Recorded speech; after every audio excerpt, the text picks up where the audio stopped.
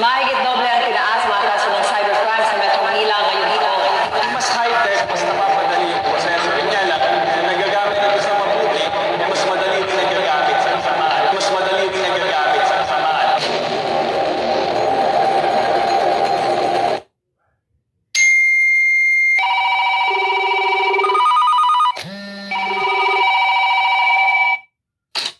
Hello? Access granted.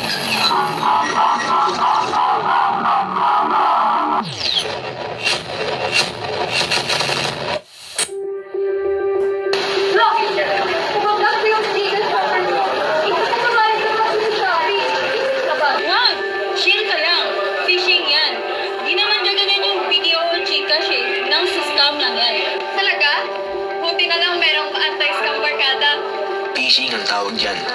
Ginagaya nila ang paborito mong app para nakawin ang mga detalye mo. Rule number 1, huwag kang magpanik. Nascam ako, guys. Nag-payment ako sa online seller. Pumunta na yung jacket sa picture. Pero tignan mo, black na ako. Wala ko natanggap na eh. Yan kasi, Shopee 3 days and 90% off daw. Scam yan. Dapat nitigan mo muna yung dami ng stars at review bago mo buksan. Yan tuloy. Grabe, ang sakit sa bulsa. Kapag ang presyo ay sobra-sobrang lowball na parang instant jackpot, huwag kang maniniwala.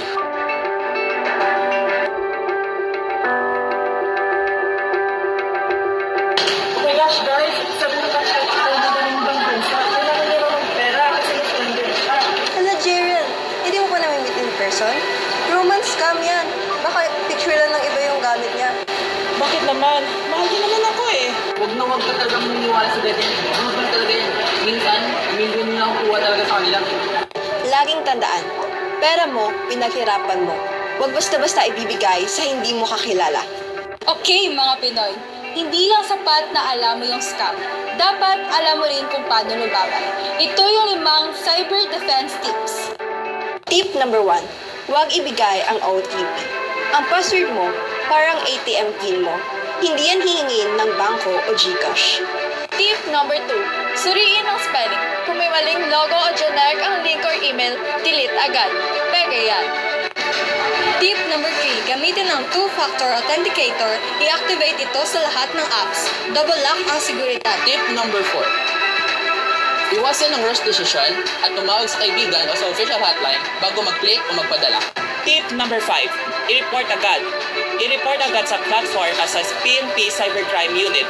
Tulungan nating mahuli ang mga scammers. Tandaan, ang pag-iingat ay hindi napaning. Ito ay kailangan.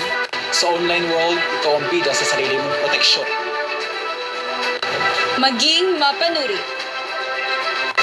Maging maingat. Maging responsable. At huwag basta maniniwala.